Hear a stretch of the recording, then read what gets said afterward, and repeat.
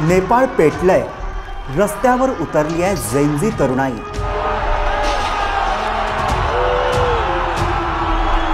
सरकार विरोधी घोषणांनी काठमांडू दणाणून गेलंय। 18 ते 28 वयाची पिढी म्हणजे झेंझी तरुण नेपाळच्या संसदेत शिरले। पोलिसांचा लाठीचार्ज, अश्रुधूर आणि अखेर गोळीबार।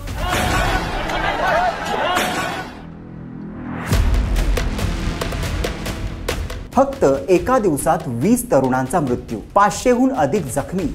आता राजधानी काठमांडूत कर्फ्यू सैन्य तैनात करण्याची वेळ केपी ओली शर्मा यांच्या सरकारवर आली होती। कारण काय, तर सोशल मीडियाच्या 26 प्लॅटफॉर्म्सवर नेपाळ सरकारनं बंदी घातली होती आणि मग नेपाळच्या झेंझी पिढीची तरुणाई रस्त्यावर उतरली।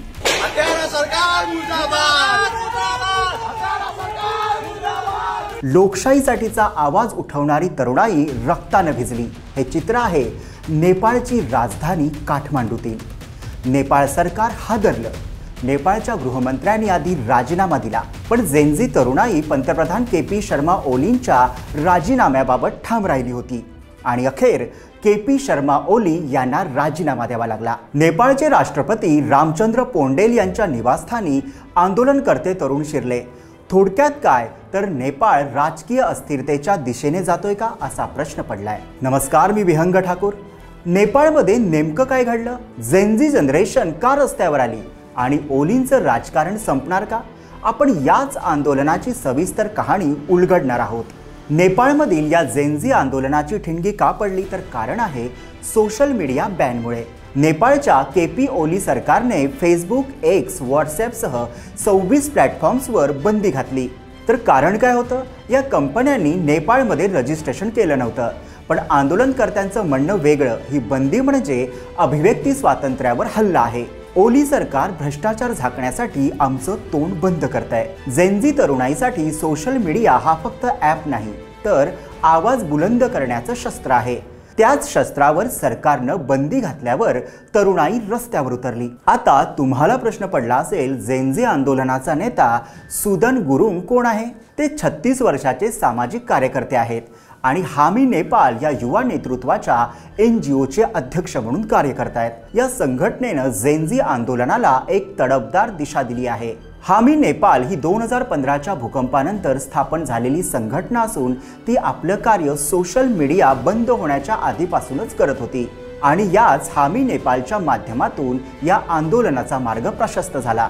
काठमांडूमध्ये सोमवारी सकाळी हजारो युवक रस्त्यावर उतरले। मैतीघर, बाणेश्वर भागात मोठी मोर्चेबांधणी झाली। लोकशाही वाचवा, भ्रष्ट सरकार हाय हाय अशा घोषणा दिल्या गेल्या। सुरुवात शांत होती, पण संसद भवनाकडे मोर्चा वळला। पोलिसांनी अडवलं, विद्यार्थ्यांनी बॅरिकेड्स तोडले, दगडफेक झाली आणि मग पोलिसांनी लाठीचार्ज आणि अश्रुधूर नळकांड्याचा मारा नेपाळी तरुणांवर केला, पण जमाव आटोक्यात आला नाही। हजारोंची गर्दी उसळली आणि मग झाला भीषण गोळीबार।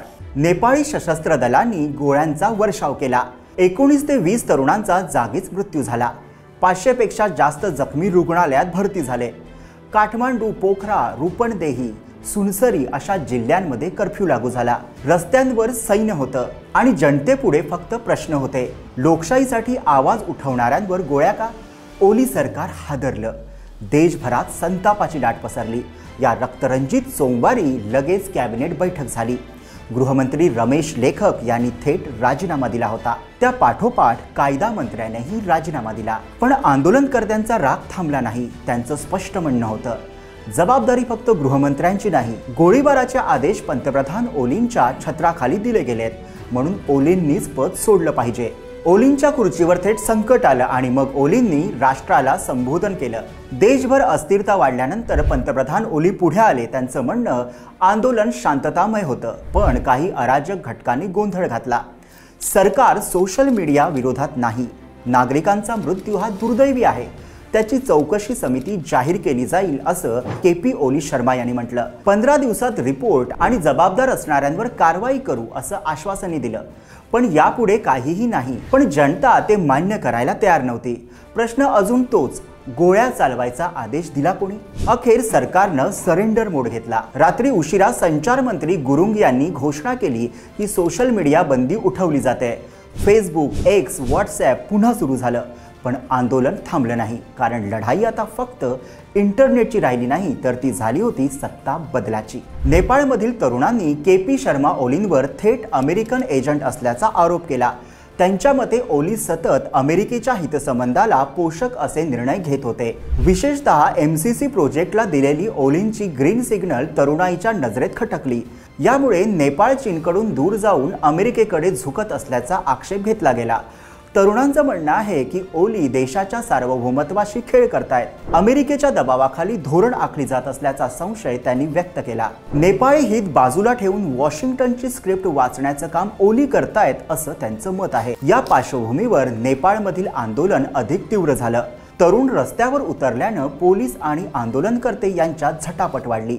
नेपाळ अस्थिर होत असताना ओलींवर देशद्रोहासारखे गंभीर आरोप आता होत आहेत। एकीकडे नेपाळमध्ये ओलींना अमेरिकेचा एजंट म्हटलं जातं, पण आरोप असाही होतोय की यात अमेरिकन गुप्तचर संस्था CIA हात तर नाही ना। आता काही लोकांना असाही प्रश्न पडतोय की हा राजशाही आणण्याचा प्रयत्न तर नाही ना। नेपाळमध्ये राजशाही पुन्हा लागू करण्याचा कोणताही प्रयत्न सध्याच्या जेनझी आंदोलनात तरी दिसत नाही, तर मार्च 2025 मध्ये काही वेगळं राजकीय घटनाक्रम पाहता राजशाही पुनर्स्थापनाची मागणी पुन्हा होते की काय असा प्रश्न उपस्थित होतोय। याची पार्श्वभूमी मार्च 2025 मध्ये काठमांडूमध्ये मोठ्या प्रमाणात झालेल्या प्रदर्शनातून दिसून आली, ज्यात पूर्वीचे राजा ज्ञानेंद्र शाह परत यावे अशी मागणी करण्यात आली।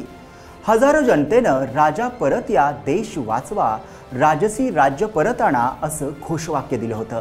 या आंदोलनाला राष्ट्रीय प्रजातंत्र पार्टीने पाठिंबा दिला होता, जो राजशाही आणि हिंदू राष्ट्राच्या पुनर्स्थापनेची मागणी करणारा प्रमुख राजकीय पक्ष आहे। पण सत्ताधारी आणि मुख्यधारेतील राजकीय पक्षांनी राजशाही पुन्हा लागू करण्यास विरोध दर्शवलाय। पंतप्रधान के.पी. शर्मा ओली, माजी पंतप्रधान माधव कुमार नेपाळ आणि प्रचंड यांनी स्पष्टपणे सांगितले की राजशाहीची पुनर्स्थापना शक्य किंवा योग्य नाही।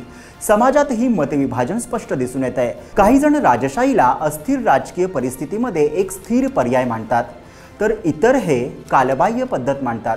परंतु मार्च 2025 मध्ये काही वेगळ्या घटनांचा इतिहास आहे, ज्यामध्ये पुन्हा राजशाहीचं मागणी करणारं आंदोलन झालं होतं। जेनझीचं आंदोलन अजूनही सुरू आहे। कर्फ्यू असतानाही तरुणांचा मोर्चा थांबलेला नाही। आता प्रश्न आहे की आंदोलन किती भडकणार, की अंतरिम सरकारची मागणी खरी ठरणार। नेपाळमध्ये लोकशाही विरुद्ध तरुणाईचं बंड उभं राहिलंय। एक मात्र नक्की, जेनझी जनरेशनच्या बंडामुळे ओलींच्या खुर्चीला हादरे बसलेत। तर हा विषय तुम्हाला कसा वाटला हे तुमचं मत आम्हाला कॉमेंटमध्ये नक्की सांगा। आणि हो, हा व्हिडिओ माहितीपूर्ण वाटला असेल तर लाईक करा, शेअर करा आणि सबस्क्राईब करा आणि बेल आयकॉन नक्की दाबा।